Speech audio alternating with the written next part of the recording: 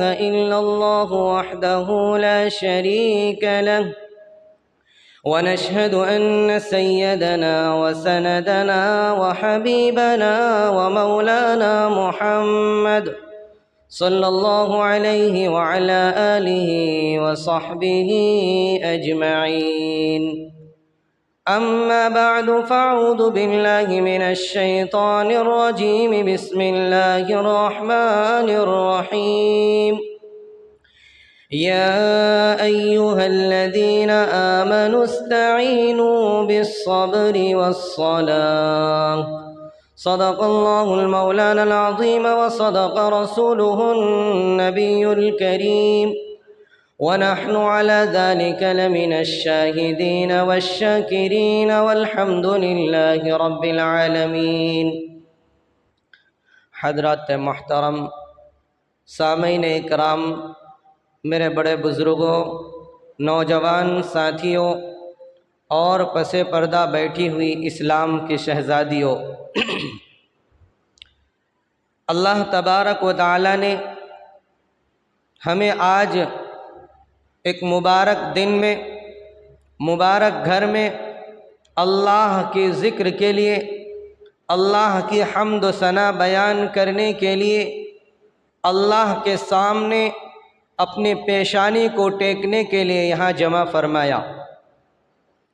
और अल्लाह तबारक व तआला से दुआ करें कि अल्लाह तबारक व तआला हमारी ज़बान से कुरान और हदीस के मुताल्लिक़ वो बातें निकाले जो मेरे लिए भी नफ़ा बख्श हो और तमाम हज़रात के लिए भी फ़ायदेमंद और नफ़ा बख्श हो। और अल्लाह हम सब को उस पर अमल की तौफ़ीक़ अता फ़रमाए। मेरे दोस्तों और इस्लाम की शहज़ादियों, खालिक़ समावाति वल अर्द ने उम्मत मुस्लिमा को बेबहा निअमतें अता फ़रमाई। उम्मत मुस्लिमा के लिए बहुत सारी अल्लाह ने दौलतें अता फ़रमाई, लेकिन तमाम दौलतों को, तमाम नेमतों को अल्लाह ने इस दुनिया के अंदर अता फ़रमाया, लेकिन एक ऐसा तोहफ़ा है, एक ऐसी नेमत है जिसको अल्लाह ने ज़मीन पर नहीं बल्कि आसमान पर अपने हबीब सल्लल्लाहु अलैहि वसल्लम को बुला कर के अता फ़रमाया। अब जिसको आसमान पर बुला कर के वो तोहफ़ा दे, मिसाल के तौर पर अगर कोई हमारा प्राइम मिनिस्टर हमें अपने घर में बुला कर के अगर कोई तोहफ़ा देता है तो उसकी कीमत बहुत ज़्यादा बढ़ जाती है। हम सब के दिल के अंदर ये आता है कि आज ज़िले का, शहर का, सूबे का, पूरे मुल्क का प्राइम मिनिस्टर हमको बुला कर के एक तोहफ़ा दिया तो उसकी कदर व मंजिलत हमारे दिलों के अंदर होती है। जो तमाम प्राइम मिनिस्टरों का भी प्राइम मिनिस्टर हो, जो तमाम हाकिमों का भी हाकिम हो, जो खालिक कायनात हो, जो मालिक कायनात हो, जो रब्बुस समावाति वल अर्द हो, अगर वो कोई नेमत अपने पास बुलाकर और अपने हबीब सल्लल्लाहु अलैहि वसल्लम को बुला कर के अगर अता फ़रमाए तो मेरे दोस्तों उस नेमत का अंदाज़ा हम नहीं लगा सकते। वो कितना कीमती होगा, कितनी अजीम दौलत होगी, वो अल्लाह जानता है, अल्लाह के नबी जानते हैं। और वो नेमत क्या है, वो तोहफ़ा क्या है जिसको अल्लाह के नबी सल्लल्लाहु अलैहि वसल्लम को लेने के लिए आसमान पर जाना पड़ा। और अल्लाह ने फरमाया कि ए मेरे नबी, मैंने ईमान को ज़मीन के अंदर नाजिल फरमाया, मैंने कुरान को ज़मीन के अंदर नाजिल फरमाया, मैंने हज की फ़र्ज़ियत को ज़मीन के अंदर नाजिल फरमा दिया, मैंने ज़कात की फ़र्ज़ियत को हज के अंदर ज़मीन के अंदर नाजिल फरमा दिया। लेकिन एक ऐसा तोहफ़ा देने वाला, एक ऐसी कीमती नेमत देने वाला मैं ज़मीन पर नहीं बल्कि आसमान पर बुलाकर अपने सामने बिठाकर तुम्हें वो तोहफ़ा अता करूँगा। जिस तोहफ़े को देने के लिए अल्लाह के नबी सल्लल्लाहु अलैहि वसल्लम को आसमानों पर जाना पड़ा, सातों आसमान का सैर करना पड़ा और अर्श के करीब पहुंचना पड़ा, जहां कोई फरिश्ता, कोई मलाइका नहीं जा सकते, वहां मेरे नबी को जाना पड़ा। तो वो तोहफ़ा हम और आप जिसको नमाज के नाम से जानते हैं। नमाज एक ऐसी तोहफ़ा है, एक ऐसी कीमती दौलत है जिसको लेने के लिए और जिसको हासिल करने के लिए अल्लाह ने मेरे नबी को आसमान पर बुलाया और अर्श के पास बुला करके कहा कि ऐ मेरे नबी, आज मैं आपको एक कीमती तोहफ़ा देने वाला, एक कीमती शय देने वाला, और वो तोहफ़ा नमाज है। मेरे नबी सल्लल्लाहु अलैहि वसल्लम जब नमाज का तोहफ़ा लेकर मेराज से सहाबा इकराम के पास आए और फरमाया कि अल्लाह ने हमें 5 नमाज अता फरमाई है, लेकिन उनका सवाब 50 नमाजों के बराबर है। सहाबा इकराम झूम उठे, सुबहान अल्लाह, अब हमें अल्लाह से मुलाकात का, अब हमें अल्लाह से कांटेक्ट करने का, अब अल्लाह से हमें एक रिश्ता जोड़ने का एक तोहफ़ा मिल गया। कोई ज़रूरत पेश आएगी, फ़ौरन अल्लाह के सामने 2 रकात नमाज पढ़ेंगे, अपने मसाइल को हल करा लेंगे। बीमारी आएगी, 2 रकात नमाज पढ़ेंगे, अल्लाह के सामने बीमारी को ख़त्म करा देंगे। जबकि कुरान खुद फरमाता है, या अय्युहल्लज़ीना आमनुस्तईनु बिस्सब्रि वस्सलाह। अल्लाह अपने कलाम पाक में इरशाद फरमाता है, ऐ ईमान वालों, मर्दों और औरतों, जब तुम्हें कोई मुसीबत आ जाए, जब कोई तुम्हें परेशानियां आ जाए, या अय्युहल्लज़ीना आमनुस्तईनु बिस्सब्रि वस्सलाह, नमाज के ज़रिए से और सब्र के ज़रिए से मेरी रहमत को तलब करो, मेरी मदद को तलब करो। अल्लाह फरमाता है कि ए ईमान वालों, 2 चीज़ें मैं तुम्हें दिया, नमाज और सब्र, इसके ज़रिए से तुम जो चीज़ मांगोगे मैं तुम्हें अता कर दूंगा। और नमाज की कितनी अहमियत है अल्लाह के नज़दीक कि कुरान पाक में सैकड़ों जगह अल्लाह ने नमाज के बारे में फरमाया, अक़ीमुस्सलाह अक़ीमुस्सलाह, कहे लोगों नमाज को कायम करो। हज़रत लुक़मान अलैहिस्सलातु वस्सलाम अपने बेटों को नसीहत की कि मेरे बेटे, तुम दुनिया में जैसे भी रहो, या बुनैया अक़ीमिस्सलाह, लेकिन मेरे बेटो नमाज को कायम करना। हज़रत इब्राहीम अलैहिस्सलातु वस्सलाम जब अपने बीवी और अपने बच्चे हज़रत इस्माइल अलैहिस्सलातु वस्सलाम को एक सुनसान घाटी में, एक चटियल मैदान में छोड़कर जा रहे थे, उस वक्त भी अल्लाह से ये दुआ कर रहे थे कि रब्बना इन्नी अस्कन्तु मिन ज़ुर्रियती, अल्लाह मैं एक ऐसे चटियल मैदान में, एक ऐसे वादी में अपने ख़ानदानों को, अपने बच्चों को छोड़ के जा रहा हूँ जो काश्त के लायक नहीं, जहाँ पानी का कोई नज़्म नहीं, जहाँ खाने पीने का कोई नज़्म नहीं। ए अल्लाह, इसलिए छोड़ के जा रहा हूँ अक़ीमुस्सलाह, ताकि ये आपके नमाज को कायम करे, आपकी इबादत को कायम करे और आपका शुक्रगुजार बंदे बन करे। हर नबी को अल्लाह ने नमाज दिया, लेकिन वो फजीलत उन नबियों को हासिल नहीं जो फजीलत अल्लाह ने उम्मत मुहम्मदिया को देकर अता फरमाई। अल्लाह तबारक व तआला ने हमारे नबी सल्लल्लाहु अलैहि वसल्लम के सदक़े में पूरी ज़मीन को अल्लाह ने मस्जिद बना दी। पूरी ज़मीन को अल्लाह ने तहारत हासिल करने के लिए कहा कि ए मेरे बंदो, ए ईमान वालों, अगर तुम कहीं जंगल में हो, कहीं मैदान में हो, सफ़र में हो, अगर तुम्हें पानी मैसर ना हो तो ज़मीन पर हाथ मारो, तयम्मुम करो, ज़मीन तुम्हारे पाक करने के लिए तैयार है। पहले जितने भी कौमें आई, चाहे बनी इसराइल हो, कौम आद हो, कौम समूद हो, चाहे ईसाई हो, नसरानी हो, जितनी भी कौमें आई, जितने भी मज़ाहिब आए, हर मज़हब के लिए एक इबादत गाह मुकर्रर होता था कि आप यहाँ आकर अगर इबादत करेंगे, आप अपनी गिरजाओं में, अपनी कलीसाओं में, अपनी इमाम बारों में अगर आप इबादत करेंगे तो आपकी इबादत कबूल हो जाएगी। अगर कहीं दूसरी जगह इबादत करोगे तो आपकी इबादत काबिल कबूल नहीं। लेकिन अल्लाह ने मुसलमानों को क्या कहा कि ए ईमान वालों, पूरी ज़मीन को, पूरी रुए ज़मीन को मैंने तुम्हारे लिए मस्जिद बना दिया, जहाँ चाहो, जिस तरह चाहो मेरी इबादत कर लो, मैं तुम्हारी इबादत को कबूल करने के लिए कर।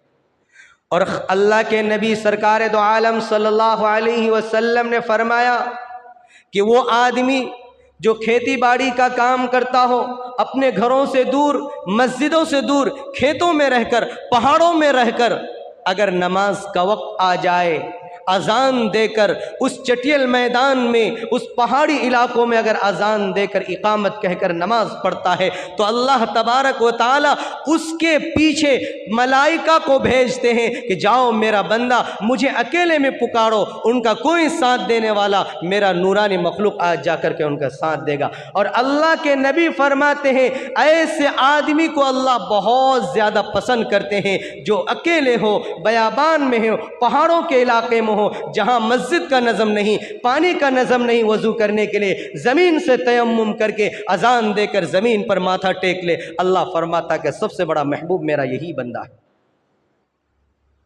ये नमाज कोई छोटी मोटी दौलत नहीं है, ये बड़ी कीमती दौलत है। ये इतनी कीमती दौलत है जिसको लेने के लिए अल्लाह के नबी को आसमान पर जाना पड़ा, जिसको लेने के लिए अल्लाह के नबी को सातों आसमान का सफ़र करना पड़ा और वहाँ तक जाना पड़ा जहाँ जिब्राइल भी नहीं जाते। जिब्राइल जब एक जगह रुक गए, अल्लाह के नबी ने फरमाया जिब्राइल तू तो मेरा साथी है, मेरा दोस्त है, मेरा रफ़ीक है, फिर मुझे अकेला कैसे छोड़ रहे हो? ये आसमान में पहली मर्तबा आया, यहाँ के रास्ते मुझे मालूम नहीं, यहाँ के किनारे मुझे मालूम नहीं, जब यहाँ आकर मुझे छोड़ दिए तो मैं आगे कैसे सफ़र करूँगा? जिब्राइल अलैहिस्सलाम क्या जवाब देते हैं? यहाँ से आप जाने और आपका रब जाने, मैं तो यहीं तक का आपका साथी, अगर यहाँ से एक कदम भी आगे बढ़ाया तो ये जितने मेरे 600 पड़ हैं सारे के सारे जलकर राख हो जाएंगे। मेरी आगे जाने की इजाज़त नहीं, मेरी एंट्री तो यहीं तक है, आगे वीज़ा नहीं, आगे पासपोर्ट नहीं, यहीं तक मेरा आखिरी है। अब आपका और आपके रब का वीज़ा है, आप जाने आपका रब जाने, कैसे जाएंगे वो अल्लाह आपके तय करेंगे।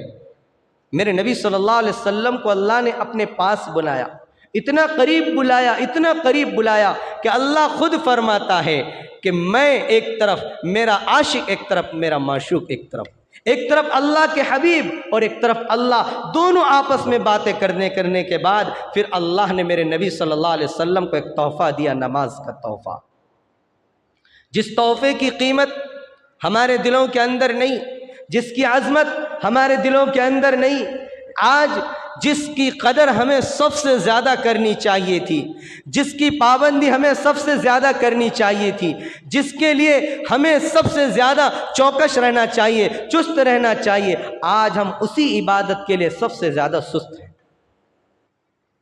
आज हमारी नमाज़ें गायब, आज हमारी नमाज़ें तो ऐसी हो गई जिसको हज़रत थानवी रहमतुल्लाह अलैह, हज़रत मौलाना अशरफ अली थानवी रहमतुल्लाह अलैह ने अपने मलफूज़ात में लिखा है कि आज लोग ज़माने में 3 तरह के नमाजी हैं, 3 किस्म के लोग नमाज पढ़ते हैं।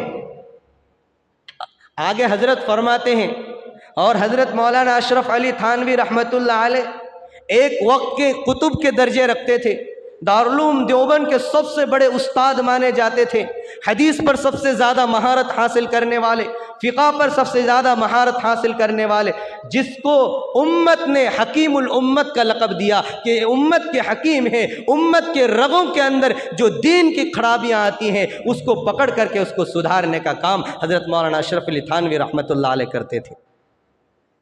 वो लिखते हैं कि आज लोग 3 तरह का नमाज पढ़ते हैं, 3 तरह के नमाजी आज हमारे लोगों, हमारे इस इलाके में पैदा हो चुके हैं। आगे फरमाते हैं कि वो 3 तरह के कैसे हैं। फरमाया पहला तरीक़ा तो ये है जो 8 की नमाज पढ़ते हैं। 8 क्या फरमाया? वो 8 की नमाज पढ़ते हैं। 8 की नमाज कौन सी? सिर्फ जुमा आते हैं और जुमे की 2 रकात नमाज पढ़ते हैं, जैसे वैसे दुआ भी नहीं करते और टोपी भी घर से नहीं लेते, मस्जिद की टोपी ऐसे डालते हैं, कहा लो अल्लाह मैंने आप पर एहसान जता दिया, 2 रकात पढ़ करके सुन्नत बाहर में जाए, फ़ौरन गए और चौक चौराहों में लग गए अपने दोस्तों यारों के साथ।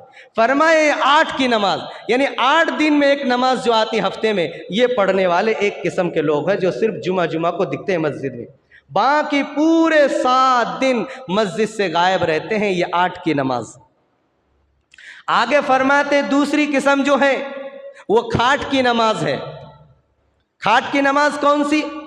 फरमाया कि अगर गांव के अंदर किसी का इंतकाल हो जाए तो अपने ऐब को छुपाने के लिए कि हमारे गांव वाले हमको दोष ना दे कि तुम हमारे बाप के जनाजे पर नहीं गए, हमारे भाई के जनाजे पर नहीं गए, तो तुम्हारे भी बाप का इंतकाल होगा तो हम भी तुम्हारे जनाजे में नहीं जाएंगे। तो अपनी शर्मिंदगी को छुपाने के लिए खाट की नमाज यानी जनाजे की नमाज में जाते हैं। ये दूसरी किस्म है। एक तो जुमे में आते हैं, दूसरा नमाज जनाजे में दिखते हैं। और आगे फरमाते हज़रत मौलाना अशरफ थानवी रहमतुल्लाह अलैह, एक है 360 की नमाज। क्या फरमाया? 360 की नमाज जो साल में 2 ही मरतबा आते हैं, ईद और बकरा ईद में। क्योंकि ये ऐसे आदमी है जो सिर्फ ईद और बकरा ईद में ही दिखते ईदगाह में, बाकी बाहर में जाए नमाज, कौन नमाज क्या नमाज नहीं जानते। और ईद और बकरा ईद में इसलिए दाते हैं कि घर के हर आदमी ईद की तैयारी की होती है, बच्चे ईद की तैयारी में लगे रहते हैं। अगर बाप ना जाए तो बच्चे ताना देंगे, तू कैसा बाप बन गया, हमें ईदगाह नहीं ले जा सकते। तो ये 360 की नमाज पढ़ने के लिए कुछ लोग जाते हैं ईदगाह की तरफ, ये साल में 2 ही मरतबा पढ़ते हैं। तो आज हमें ये 3 किस्म के नमाजी नहीं बनना, हमें बनना कौन सी? कंटिन्यू नमाजी बनना, हमेशा के लिए नमाजी बनना। और ऐसे नमाजी बनना कि मौत की शाम तक हमारी एक भी नमाज गायब नहीं बनेगी। अगर 8 की नमाज बनेंगे, खाट की नमाज बनेंगे, 360 की नमाज बनेंगे, तो अल्लाह के पास ऐसे नमाजियों की कोई जगह नहीं है। अब बताएं मेरे दोस्तों, हम खुद फैसला करेंगे हम कौन सी नमाजी हैं, 8 की है या खाट की है या 360 की है। खुद हम अपने दिलों के अंदर जानते हैं हम कितने नमाजी हैं, किसी को बताने की ज़रूरत नहीं। इसलिए कुरान फरमाता है, मन तरकस्सलात मुतअम्मिदन फ़क़द कफ़र। अल्लाह के नबी सल्लल्लाहु अलैहि वसल्लम ने अपने मुबारक हदीस में, जिसको मिशकात शरीफ ने रिवायत किया है, जिसके रावी हज़रत जाबिर रज़ियल्लाहु ताला अन्हु फरमाते हैं, मन तरकस्सलात मुतअम्मिदन फ़क़द कफ़र। जिसने जानबूझकर एक नमाज भी तर्क कर दिया, एक नमाज भी छोड़ दी, गोया कि उन्होंने कुफ्र इख्तियार कर लिया। जिस तरह काफिर नमाज नहीं पढ़ते, उसके और मुसलमानों के दरमियान कोई फ़र्क नहीं रहा। जो हमारे और मुनाफिकीन के दरमियान सिर्फ नमाज का फ़र्क है। जो नमाज छोड़ दे वो मुनाफिक है, वो मुसलमान नहीं। क्योंकि मुनाफिक भी अल्लाह के नबी सल्लल्लाहु अलैहि वसल्लम के ज़माने में नमाज छोड़ने की हिम्मत नहीं करते थे। एक मरतबा हज़रत उमर फ़ारूक रज़ियल्लाहु ताला अन्हु का दरबार खिलाफत है। अमीरुल मोमिनीन हज़रत उमर फ़ारूक रज़ियल्लाहु ताला नमाज पढ़ा रहे थे, फ़जर की नमाज पढ़ा के जब सलाम फेरे, देखा कि एक सहाबी की नमाज छूटी है, 1 रकात। उन्होंने अपने कारिंदों को लगा दिया कि 3 दिन इसकी निगरानी करना, अगर 3 दिन इसी तरह इनकी नमाज छूटती रहे तो फिर मुझे खबर देना, इनके ऊपर कोड़े लगाए जाएंगे। 1 रकात नमाज छूटी थी। हज़रत उमर फ़ारूक रज़ियल्लाहु ताला अन्हु ने अपने जासूस लगा दिए उनके पीछे, क्योंकि इनको मालूम करना था। और मुनाफिक को 2 नमाज पढ़ने में बहुत ज़्यादा मुश्किल होता था, एक फ़जर की नमाज और एक इशा की नमाज। ये 2 नमाजों में मुनाफिक सुस्ती करते थे। तो फ़जर की नमाज में एक सहाबी की 1 रकात छूटी थी, सिर्फ 1 दिन। हज़रत उमर फ़ारूक ने जासूस लगा दिया, कहा कि अगर 3 दिन कंटिन्यू इसकी नमाज छूटे मुझे बताना, इसके ऊपर इस्लामी हज जारी करेंगे, 100 कोड़े लगाएंगे। उस सहाबी ने उनकी जासूसी की, कहा कि ए उमर फ़ारूक, ए अमीरुल मोमिनीन, ये हमारे पक्के साथी हैं, ये अल्लाह के नबी के पक्के सहाबी हैं, ये मुनाफिक नहीं है। हज़रत उमर ने फरमाया, अल्लाह की कसम अगर 3 दिन में इनकी नमाज इसी तरह छूटती होती तो मैं उमर इसको ज़रूर कोड़े मारता, क्योंकि अल्लाह के नबी से मैंने सुना था कि जो नमाज के अंदर सुस्ती करे वो इस्लाम के अंदर दाखिल नहीं हो सकता, वो पक्के ईमान वाले नहीं हो सकते, वो मुनाफिक ही हो सकते हैं। तो उमर फ़ारूक रज़ियल्लाहु ताला अन्हु के ज़माने में मुनाफिक भी हिम्मत नहीं करता था नमाज छोड़ने की, कहीं कोड़े ना बरस जाए। आज हमारे पक्के सक्के मुसलमान भी नमाज छोड़ देते। इसलिए फरमाया, अस्सलातु इमादुद्दीन फमन अक़ामहा अक़ामद्दीन वमन हदमहा हदमद्दीन। अल्लाह के नबी सल्लल्लाहु अलैहि वसल्लम की कितनी प्यारी हदीस है। फरमाया कि नमाज जो है वो दीन का सुतून है। जिस तरह ये हमारे मस्जिद के पिलर इसकी आरसीसी को थाम के रखे हैं, अपने घरों में जो पिलर देते हैं ताकि वो आरसीसी टूट कर ना गिर जाए, इसी तरह दीन को थामने वाली जो पिलर है वो नमाज है। इसलिए अल्लाह ने फरमाया, अल्लाह के नबी ने, बुखारी के अंदर ये इरशाद रिवायत है, पढ़िए वो किताबों को, हदीस की किताब, फरमाया अस्सलातु इमादुद्दीन फमन अकामहा अकामद्दीन वमन हदमहा हदमद्दीन। जिसने नमाज को कायम किया उसने दीन के सुतून को कायम कर दिया। वमन हदमहा हदमद्दीन, जिसने नमाज को छोड़ दिया उसने दीन के बुनियाद को, ढांचे को ढा दिया। जिस तरह आरसीसी कमज़ोर होकर गिर जाती है बगैर खंबे के, बगैर पिलर के, इस तरह उसका ईमान दिल से धीरे धीरे निकलता है। इसलिए लोगों, आज हमें अपने कसौटियों में सोचना है। हज़रत उमर फ़ारूक रज़ी अल्लाह ताला अन्हु के दौरे खिलाफत है, फजर की नमाज पढ़ा रहे थे, एक जालिम ने पीछे से आकर खंजर मारा, पेट से खून के फव्वारे निकल गए। हज़रत उमर फ़ारूक रज़ी अल्लाह ताला अन्हु पर गशी तारी हो गई, बेहोशी के आलम में गिर रहे थे, उठ रहे थे। तो हज़रत उमर फ़ारूक रज़ी अल्लाह ताला अन्हु को एक तरफ किया और हज़रत अब्दुर्रहमान बिन औफ़ रज़ी अल्लाह ताला अन्हु ने मुसल्ला संभाल करके नमाज पढ़ाई। उसके बाद हज़रत उमर फ़ारूक का जुमला तारीख़ के अंदर लिखा है, फरमाया जिसका नमाज से कोई ताल्लुक़ नहीं उसका ईमान से कोई ताल्लुक़ नहीं। जो नमाज न पढ़े उसको ज़िंदा रहने का कोई हक़ नहीं है, क्योंकि ये जान दी हुई उसी की है। हक तो ये है कि असल हक अदा ना हुआ। जो नमाज न पढ़े अल्लाह की दी हुई जान का वो हक अदा करने वाला ही नहीं, अल्लाह की नेमत का वो हक अदा करने वाला नहीं। इसलिए हज़रत उमर फ़ारूक को बार बार बेहोशी आती है, उनको होश में लाया जाता है, बार बार उनके ज़बान से ही अल्फाज निकलता है, अक़ीमुस्सलाह अक़ीमुस्सलाह। ए लोगों, ए मेरे साथियों, मेरे मरने का फ़िक्र न करो, मेरे ज़ख़म का फ़िक्र न करो, तुम अपनी नमाज की फ़िक्र करो, अपनी नमाज को मुकम्मल करो, क्योंकि नमाज है तो हम हैं, नमाज नहीं है तो हमारा वजूद खतरे में है। ये ऐसे बादशाह जो अमीरुल मोमिनीन 22 लाख मुरब्बा मील पर हुकूमत करने वाले, ये कह रहे हैं अपनी बीमारी की हालत में गशी तारी हैं, खून निकल रहा है, लेकिन क्या कहते हैं कि लोगों मेरी फ़िक्र मत करो, अपनी नमाज को मुकम्मल करो। अगर उमर की जान निकल जाए कोई बात नहीं, जान निकलने दो, लेकिन मेरी नमाज ख़त्म ना हो। ऐ सहाबा, नमाज पढ़ो, नमाज को मुकम्मल करके फिर उमर की तीमारदारी करो, फिर उमर की ज़ख़म की देखभाली करो। नमाज से पहले उमर की ज़ख़म को देखने की तुम्हें इजाज़त नहीं। ये सहाबा इकराम रिज़वानुल्लाह तआला मजमईन का ये मसला था। हज़रत अम्र बिन आस रज़ी अल्लाह ताला अन्हु बहुत बड़े गवर्नर गुजरे हैं। जब मुल्क फ़ारान के अंदर उनका लश्कर पहुंचा, वहां के बादशाह से इनकी लड़ाई हुई, जंग फतेह नहीं हुई। हज़रत अम्र बिन आस रज़ी अल्लाह ताला अन्हु अपने तमाम साथियों को फजर की नमाज के लिए सफ़ में खड़ा कर दिए। उधर से तीरें चल रही है।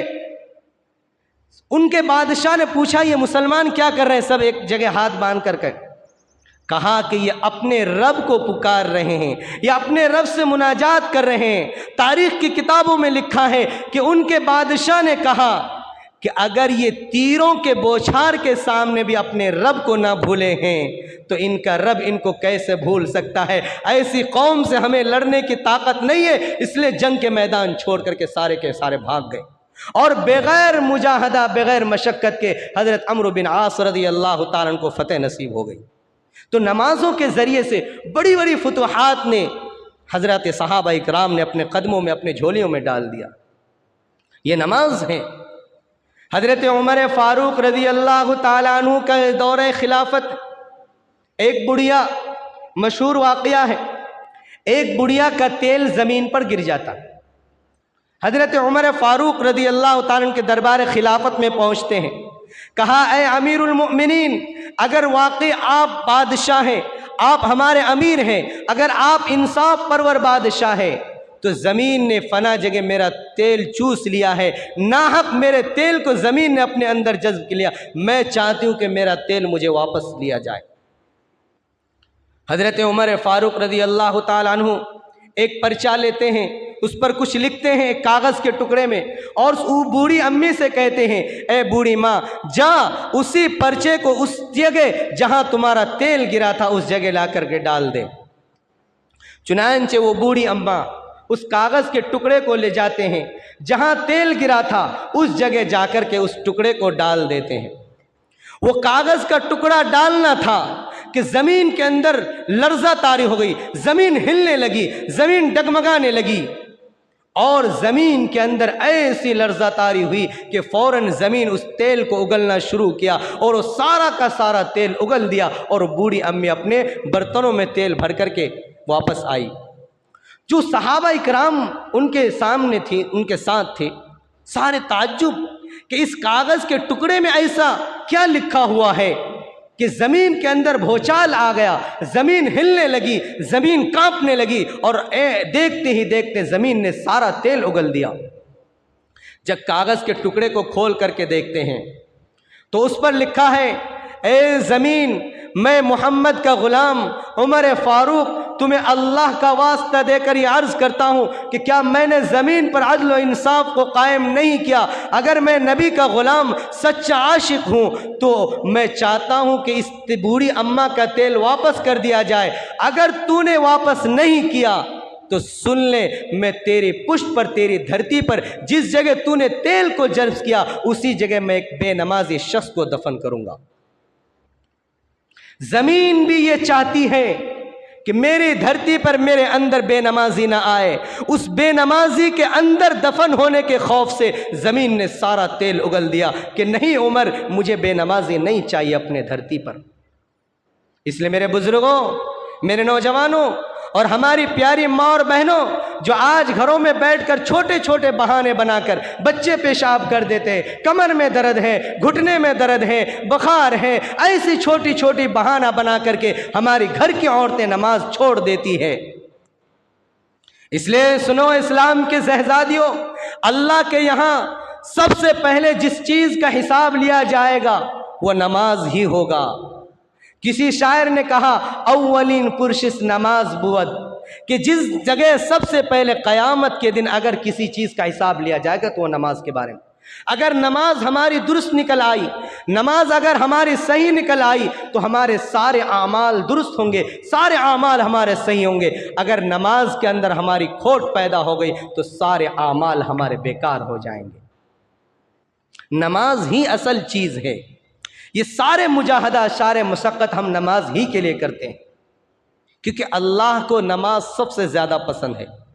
अल्लाह फरमाता है कि जब मेरा बंदा मेरे सामने सजदा रेज़ होता है तो मैं फ़रिश्तों के सामने फ़ख्र करता हूँ कि देखो मेरे बंदे के दिलों के अंदर मेरा कितना खौफ है कि अपने जो कीमती चीज़ है पेशानी, जो किसी के सामने नहीं झुकती, मेरे खौफ, मेरे डर की वजह से उन्होंने ज़मीन के अंदर अपने पेशानी को रगड़ने लगा।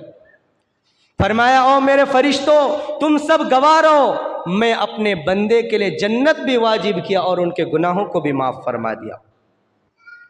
मेरे दोस्तों, एक बहुत बड़े पैगंबर गुजरे हैं जिनका नाम सैयदना हज़रत मूसा अला नबीना अलैहिस्सलातु वस्सलाम।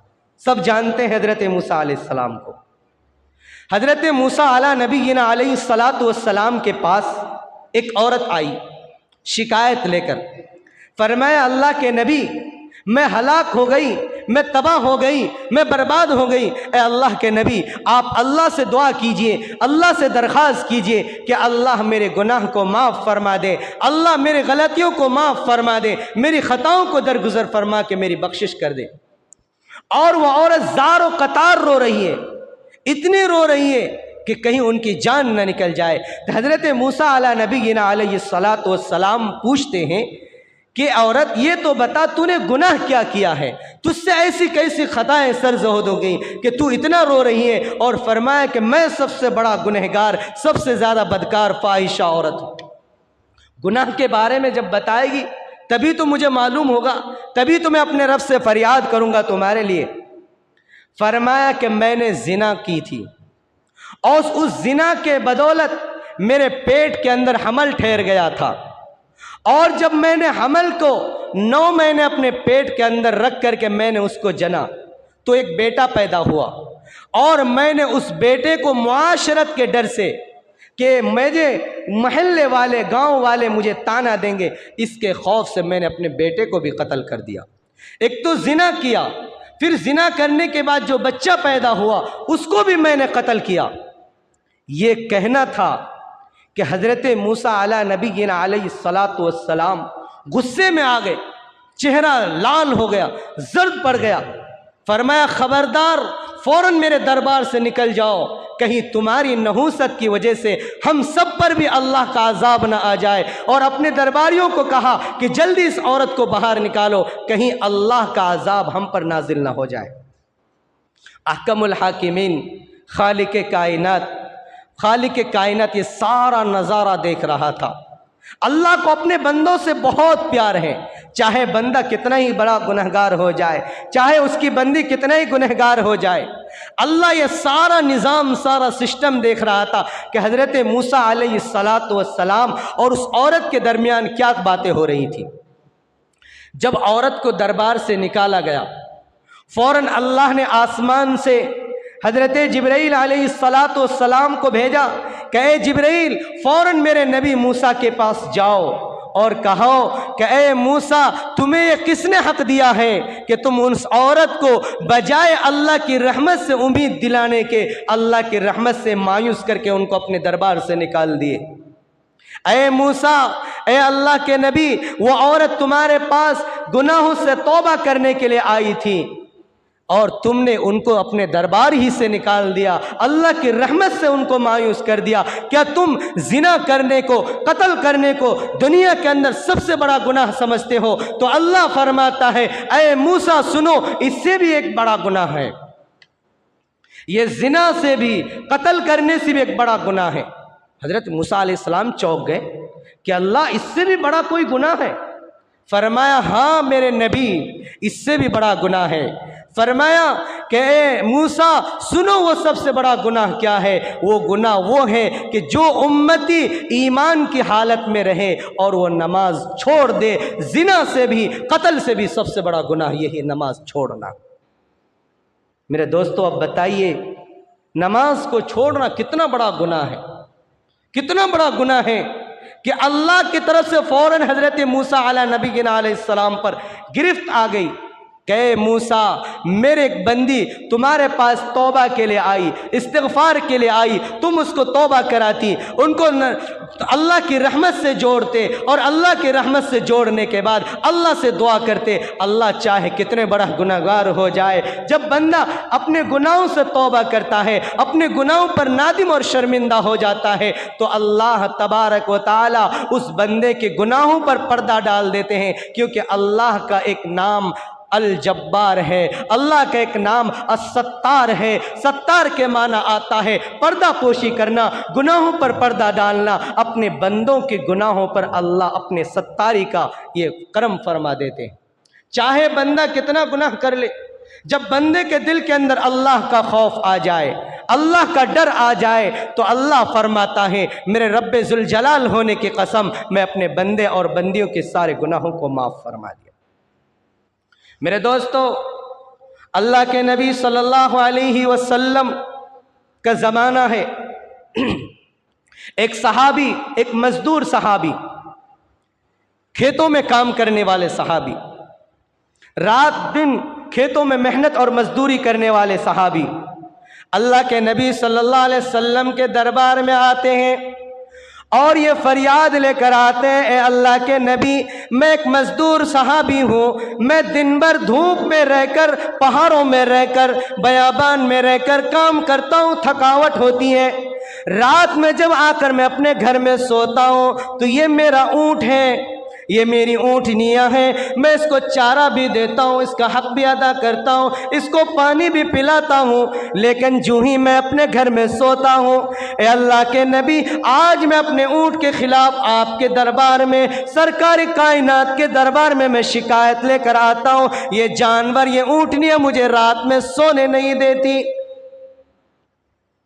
एक मालिक अपनी ऊँट की शिकायत किससे कर रहे हैं? कायनात के सरदार अहमद मुस्तफ़ा, मोहम्मद मुस्तफ़ा सरकार दो आलम सल्लल्लाहु अलैहि वसल्लम से। फरमाया अल्लाह के नबी, जब मैं इनका हक अदा करता हूँ तो इसकी भी जिम्मेदारी बनती कि ये मेरा हक अदा करे, मुझे रात में सोने दे, क्योंकि मुझे रोज़ाना दिन में काम में जाना पड़ता है। अगर रात में सोऊंगा नहीं तो मेरी नींद कहाँ से पूरी होगी, मेरी थकावट कहाँ से दूर होगी। ए अल्लाह के नबी, आप ही फैसला कीजिए कि इस ऊँट के साथ क्या करना चाहिए। मेरे दोस्तों, मेरे नबी तो तमाम उम्मत के लिए, तमाम इंसानों के लिए, तमाम जानवरों के लिए, हर एक के लिए रहमत बनकर आए थे। हर एक के लिए अल्लाह के नबी वो नबी थे जो तमाम मखलूक की ज़बान को समझ करके उन पर रहमत की दरियाओं को निछावर करने वाले थे। अल्लाह के नबी सल्लल्लाहु अलैहि वसल्लम ने उस सहाबी से फरमाया, ओ मेरे सहाबी, अपने ऊँट को दरबार रिसालत में हाजिर करो। मैं खुद ऊँटनी से ये सवाल करूँगा कि जब तेरा मालिक तुझे चारा देता है, खाना खिलाता है, पानी पिलाता है, तो फिर रात में तुम अपने मालिक को सोने क्यों नहीं देते। अल्लाह तबारक व तआला ने उस ऊँटनी के अंदर कुव्वत गोयाई अता फरमाई। वो मालिक ऊँटनी को लेकर दरबार रिसालत में हाजिर होते हैं। अल्लाह के नबी सल्लल्लाहु अलैहि वसल्लम ऊँटनी से दरियाफ्त करते हैं, ओ ऊँटनी बता, तू अपने मालिक को रात में सोने क्यों नहीं देता, जबकि तेरा मालिक तुझे खाना भी खिलाता, चारा भी डालता, पानी भी पिलाता, तेरी देखभाल भी करता, तू रात को अपने मालिक को क्यों तकलीफ देता। ऐसी भयानक आवाज़ निकाल कर, ऐसी खौफनाक आवाज़ निकाल कर अपने मालिक की नींद को क्यों तोड़ता है। ऐ ऊँटनी, तेरी शिकायत तेरे मालिक आज दरबार रिसालत में लगाई। मेरे दोस्तों, ऊँटनी देखो कैसा प्यारा जवाब देते हैं। ऊँटनी अल्लाह के नबी से अपने मालिक के बारे में क्या कहता है। फरमाया, ओ मेरे नबी, ओ अहकमुल हाकिमीन के नबी, ओ कायनात के नबी, ए मेरे नबी, ये मेरा मालिक बहुत अच्छा है, मुझे चारा भी खिलाता, पानी भी पिलाता, मेरी देखभाल भी करता। लेकिन अल्लाह के नबी ये दिन भर खेतों में काम करता है, जब रात में आकर सोता है, मगरिब के बाद फ़ौरन सो जाता है, इशा की नमाज पढ़े बगैर सो जाता है। जब आधी रात का हिस्सा गुजरता है तो मुझे खौफ होता है, मुझे डर महसूस होता है कि मेरा मालिक जो मेरी हिफाजत करता है, मुझे चारा खिलाता है, कल क़यामत के दिन अगर ईशा की नमाज पढ़े बगैर मर जाए, इनकी वफ़ात हो जाए, अल्लाह मुझसे पूछने लग जाए, ओ ऊँटनी बता, तेरे मालिक तेरे पास सो रहा था, तूने अपने मालिक को ईशा की नमाज के लिए क्यों नहीं जगाया। ए अल्लाह के नबी, क़यामत के दिन अगर मेरा रब अगर ये पूछने लग जाए कि जो तेरा मालिक तुझे चारा भी खिलाता था, पानी भी पिलाता था, तेरे देखभाली भी करता था, सब कुछ करता था, ईशा की नमाज पढ़े बगैर तेरा मालिक तेरे पास सोता रहता था, तो तूने अपने मालिक को जगाया क्यों नहीं ईशा की नमाज के लिए। अगर मेरा रब क़यामत के दिन अगर मुझसे ये पूछ ले तो मेरे नबी आप ही बताइए कि मैं अपने रब को क्या जगाऊंगा। इसलिए मैं भयानक आवाज़ निकालता हूँ ताकि मेरी आवाज़ को सुनकर मेरे मालिक की नींद टूट जाए और वो उठ करके ईशा की नमाज पढ़ने वाला बन जाए।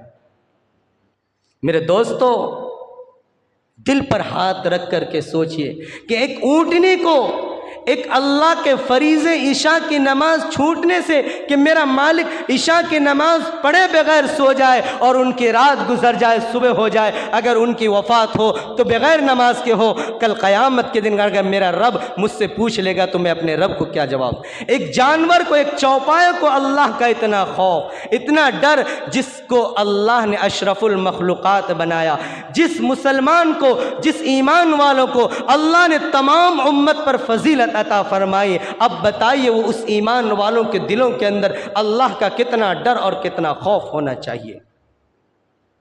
इसलिए मेरे मुसलमान भाइयों और इस्लाम के शहजादियों, नमाज के बारे में वाक़यात ढेर सारे पढ़े हैं। हम इन्हीं वाक़यात पर अगर हम गौर कर लें, कुरान की आयतों पर गौर कर लें कि अल्लाह फरमाता है, क़द अफ़लह मन तज़क्का व ज़करा अस्म रब्बिही फ़सल्ला।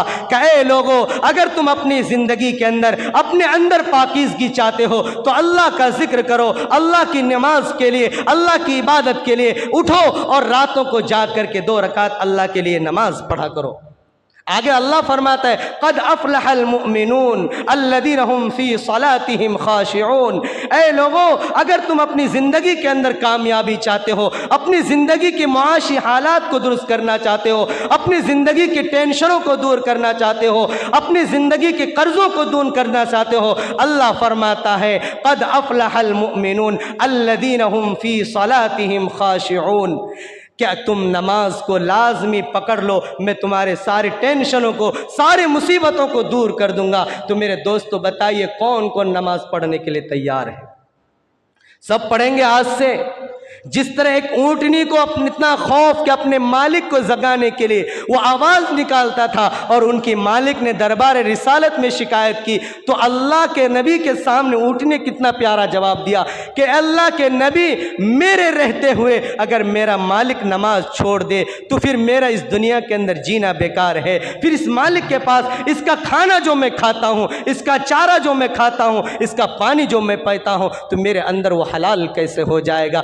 जब जानवर को इतना खौफ है तो हम इंसानों को अल्लाह ने तो फरमाया कि वमा खलक़तुल इंसा वल जिन्न इल्ला लियअबुदून, कि हमने इंसान और जिन्नात को इबादत के लिए पैदा किया। इसलिए मेरे मुसलमानों, मेरे नौजवानों, मेरे बुजुर्गों और इस्लाम के शहजादियों घरों में बैठे हुए, आज से ही इंशाअल्लाह हम नमाज की पाबंदी करने वाले बन जाएंगे। 5 वक्त इंशाअल्लाह हम सब अल्लाह की इबादत के लिए तैयार रहेंगे और अल्लाह को राज़ी करने के लिए नमाज पढ़ेंगे। दुनिया राज़ी हो, दुनिया कुछ कहे, दुनिया भाड़ में जाए, हमारा रब राज़ी हो जाए तो हमारी ज़िंदगी भी कामयाब और आखिरत